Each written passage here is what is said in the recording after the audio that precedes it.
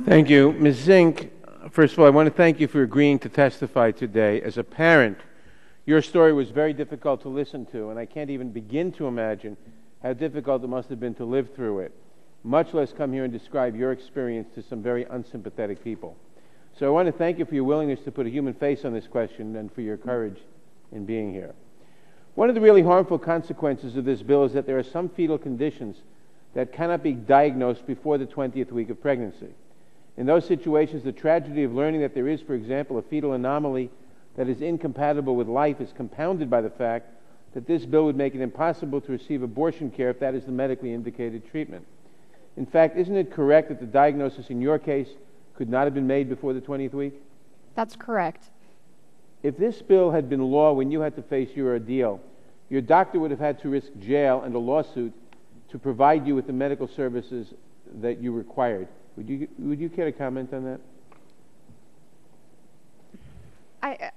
If I pause, it's because it's so horrible that the idea that you cannot have a conversation with your doctor who knows you, who knows your medical history, who can look at the medicine and who can speak from his expertise, that all of a sudden the things that we take for granted about working with your doctor, about going to someone who has that trained expertise, about having a relationship with your doctor, that all of that suddenly becomes criminal, to me is just beyond belief. Thank you. I'd like to ask a couple of questions of all the doctors, one at a time. Dr. Levitino, yes or no, do you believe that your views with respect to when fetuses feel pain are now established and generally accepted by the scientific community, or is yours the minority view? As far as I'm concerned, Congressman, they're accepted by the scientific community. Thank you, Dr. Malloy. And based on experience as well. Dr. Malloy? I can guarantee you that any baby who's receiving some procedure in a NICU... That's not what I asked. We heard your view. Do you believe that your views are now established and generally accepted, or are you a minority view? Which view would that be? As to when pain is... That a preemie feels pain? Or not that a preemie at 20 weeks. I believe a preemie at 20 weeks in utero, excuse me. A fetus at 20 weeks in utero that feels pain. You stated your opinion on that. Do you think that your opinion is generally accepted by the scientific community, or do you think that your view is a minority view? I spoke about the pain that the fetus and the premature infant feels. So I'm not separating those two things. So I think my view is the majority view. Okay.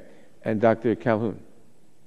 I believe mine's also the majority view. Thank you. Then all three of you, how do you explain...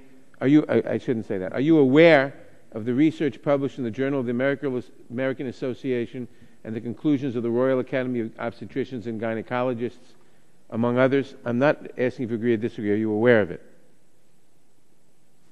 Dr. Levitino? I'm well aware of the paper that was published in 2005 by in JAMA, sir.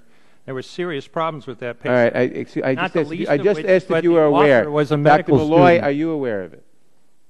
I'm sorry? Are you aware of the research published by the Journal of the American Medical Association and the conclusions of the Royal Academy of Obstetricians and Gynecologists? Yes, I read the paper in JAMA. Thank you. Dr. Calhoun? I've read the paper in JAMA as okay. Now, since the paper in JAMA, the Journal of the American Medical Association, says that evidence regarding the capacity for fetal pain is limited, but indicates that fetal perception of pain is unlikely before the third trimester, and the conclusion of the Royal Academy of Obstetricians and Gynecologists concluded, quote, it can be concluded that the fetus cannot experience pain in any sense prior to 24 weeks gestation.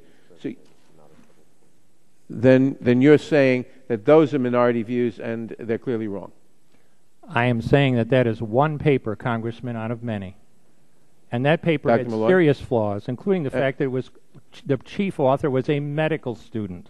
Dr. Malloy, previously be a lawyer for a pro-choice. I only have 5 minutes, and I'm asking you simple questions. I don't need lectures. Dr. Malloy, so your opinion is contrary to that expressed by the American Medical Association and the Royal Academy of Gynecologists or Obstetricians and Gynecologists. Do you regard their view or yours as the minority view? I believe there are serious flaws with that paper. Okay, but is theirs the majority or minority view in the field? In my field of neonatology, mine would be the majority and theirs would be the Thank minority. you.